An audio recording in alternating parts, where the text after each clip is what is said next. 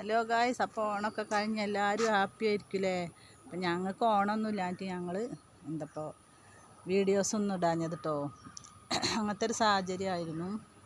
പിന്നെ എന്തൊക്കെയുണ്ട് എല്ലാവരും വർത്താനൊക്കെ? അപ്പോൾ എനിക്ക് ഇപ്പം ഉള്ള വീഡിയോസിൽ പറയാനുള്ളത് എന്താ വെച്ചാൽ, നമ്മളെ മക്കൾക്ക് നമ്മളൊരു 10 വയസ്സ് തികഞ്ഞാൽ ആൺകുട്ടികളായാലും പെൺകുട്ടികളും നമ്മൾ ആത്മധൈര്യം, എന്ത് വന്നാലും നേരിടാനുള്ള ആത്മധൈര്യം. നമ്മളെപ്പോഴും സന്തോഷമാവില്ല.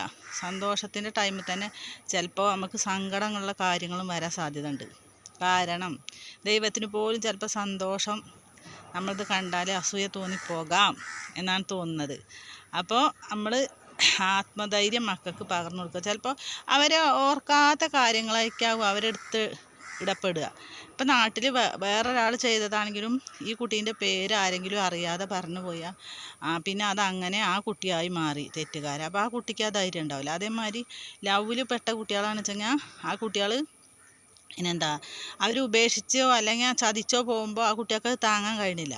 പെൺകുട്ടികളായാലും ആൺകുട്ടികളും കല്യാണം കഴിച്ചുകൊണ്ടുപോയ വീട്ടിലായാലും അവർക്ക് പീഡനങ്ങൾ അനുഭവിച്ചാൽ അത് താങ്ങാൻ കഴിയണില്ല. അത് താങ്ങണമെങ്കിൽ നമ്മൾ എന്ത് ചെയ്യണം?